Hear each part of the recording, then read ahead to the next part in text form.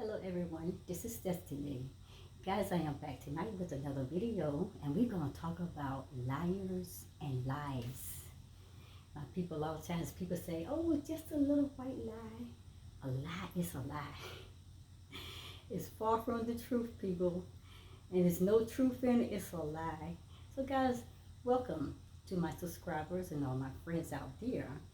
And if this is the first time that some out there has ever come up on my channel, this is Destiny and my YouTube channel is Destiny Forever Walks. And you're welcome. You are definitely welcome to come in and sit with me and listen to this video and then stroll through my content and watch my videos. And guys, I know that you're going to learn some exciting and some amazing things, and I'm sure it will be very helpful to you. Tonight, let's talk about these liars. Let me jump into it, and I'm going to go right deep right now, so it's going to be pretty lengthy, my people. And the topic is this.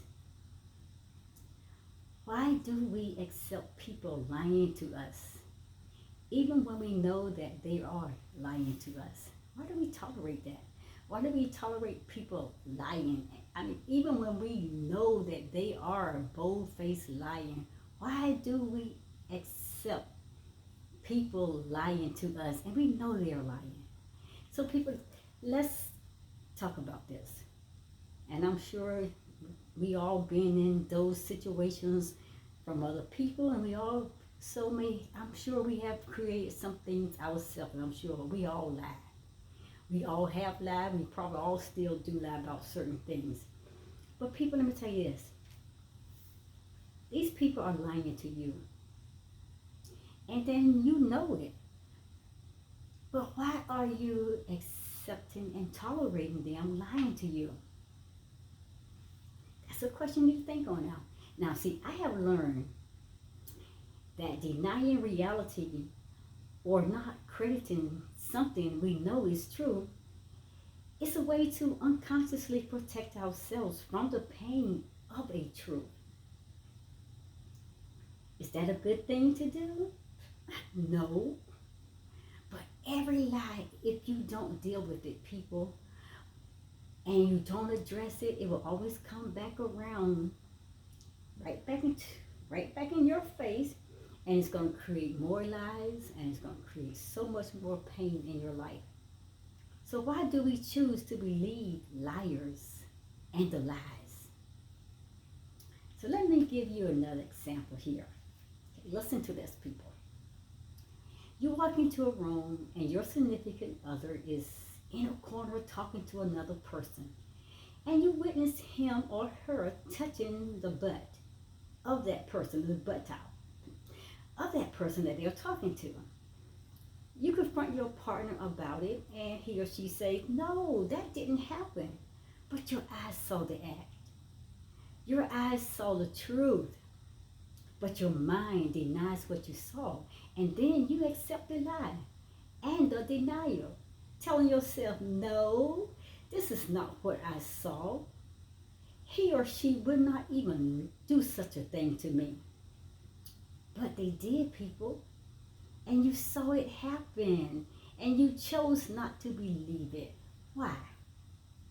As I said earlier, denying reality or not crediting something we know is true is a way to unconsciously protect ourselves from the pain of a truth.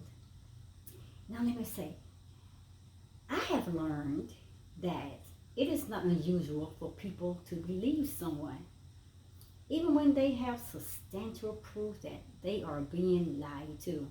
And I'm going to give you some examples. Listen to these examples, and you may have experienced some of these. Okay, include parents. This is going to include some parents who believe that their children are not taking drugs, even after finding a stash of drugs in their child's sock drawer. Then there are lovers who insist that their partner is faithful despite that unfamiliar underpanties ends up in the laundry. And then you have these business partners who believe that their financial losses are for some unexplained reason other than that their best friend is stealing from them. So why do we continue to believe someone even when we have rationally and substantially evidence that they are lying to us? One reason is that we have trouble reconciling the fact that someone is lying with what we perceive as expressions of honesty. Then another reason is that most of us cannot tell from someone's facial expression or body movements whether or not they are telling the truth. And here's another reason. We want to believe that someone is telling us the truth, especially when that person is emotionally or psychologically important to us. But my people, it is painful to believe that someone we care about or trust is lying to us, as is knowing that we cannot trust them. Then there comes that denial, like you deny you saw it, but your mind's telling you no, it didn't happen, so you want to deny it.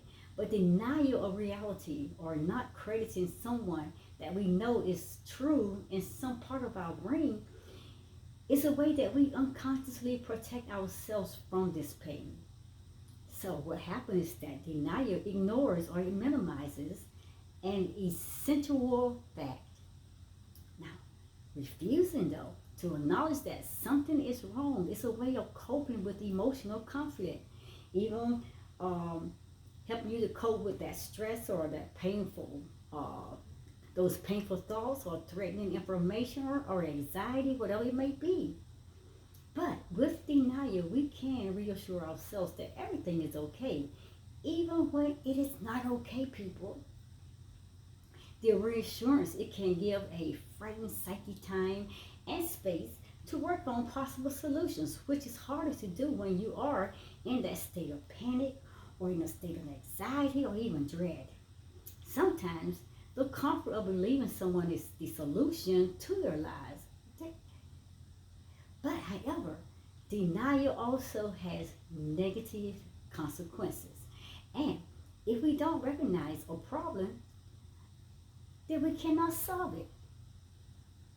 When parents find clear proof that a pre-adolescent child is drinking alcohol or doing drugs, for example, denying the evidence can be highly destructive.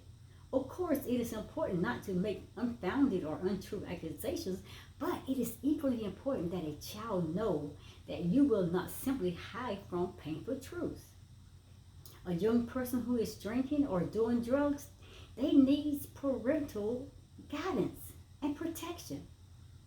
And in a failure to acknowledge this need, my people, it may make everyone feel better in the short term, but it can create difficulties and a lot of hurt in the long term.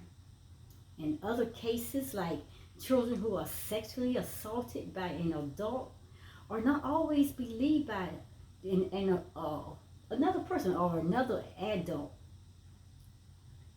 Okay, you got that? Okay, let me give you another example. In other cases, children who are sexually assaulted by an adult are not always believed by another adult. And that it is sadly common to hear stories of some mothers accepting lies told by their boyfriends or their husbands or by siblings, and they believe in that over the truth of their own child. That's sad. That's hurtful. You know how damaging that can be to the child, that you believe them over me? I'm going to tell you though, listen, for a variety of reasons, and these should not be excuses though. They should not be excuses, but people have their reasons. But for a variety of reasons, people may do it because they may feel like they have not that emotional strength to respond in that particular moment or in that kind of way. And sometimes mothers are afraid of the offender more so than they are of the offense. Or they may have been molested or otherwise hurt as children themselves. Or they may feel incapable of caring for their children on their own. And often they feel that their family will be much worse off if they act on that child's behalf. So they go in that place of denial and just allow it to continue to happen. But they come to feel like that their only psychological choice is to believe that lie, to believe those lies. And my people, I'm not saying that any of this is right. You got to think about the children, the child. And listen to this. In business as well, when you don't have a business deal, it can be hard to accept that a trusted colleague is doing something underhanded. So we accept their lies until the damage is done and it's to a point of undeniable. And such denial of truth can hurt many people, including the colleagues, the employees, the customers, the clients. And in the worst case scenario, people, accepting lies can destroy a business and cause untold harm to numerous of individuals. And we believe lies when we feel too vulnerable to allow the truth and its consequences to manifest in our lives. When truth does not emerge, we often feel terribly betrayed and we can lose faith in our own ability to make good judgments. So to protect against this pain, what we do, we sometimes continue lying to ourselves long after reality seems unavoidable. And let's tell you this, I know couples myself who have stayed together despite lies ranging from infidelity and finances to addictions and work. And I also know men and women who have left relationships when they discovered even small lies or that little white lie because they could no longer trust the other person. The decision, though, is almost always an effort to find a balance, though, between caring and your self-esteem. And if you think that you are accepting someone's lies instead of facing them, then you need to talk to someone who will not judge you. That's someone like maybe had to seek some kind of counseling or a mental health provider or even a mentor who can be neutral and unbiased. You need to get someone you know that you can trust, that you can talk to. And they can help you start to feel safe enough to take a step toward a better balance and help you gain a full perspective and help you to be able to connect your truths with what you know is true. Oh, and separate those lies. It is also important to remember, however, that accepting lies is self-protection, not a sign of immorality, my people, or even weaknesses. Now listen, with friends or colleagues and loved ones, people, it is so important to remember that it can take time and work for them to develop the capacity to face those truths. But getting angry or pointing out reality as you see will not move someone out of their denial. It is important to acknowledge that you have a different perspective while clarifying that you are not judging them. And be careful. People don't like to be pointed out and judged. So let them know that you are ready and that you're willing to talk about your perspective. If they would find that useful, don't force it. Let them come on their own turn. Although they might reject you now, they might turn to you for support later on in the future. But they have to feel like, can I trust them? Can I put my life into their hands and they won't hurt me or damage me or go out there and make a shame, a fool of me in front of other people? So you got to allow them to come on their own turn. Even though at that moment they may reject you, they may see that, hey, they are trustworthy, that I can go and tell them. And they may turn to you for that support in the future. And the word says, your Bible says, that you shall know the true people, and the truth will make you free. My people, we got to, hey, sometimes call it out what it is. A lie is a lie, and it ain't going to change until you change your mindset and how that you are putting those things out there. People, why do we accept people lying to us, even when we know that they are lying to us? My people, that is it. I'll see you guys at the next video. I'm done. I'm getting out of here. Love you guys. Namaste and have a wonderful, fantastic day. Meditate on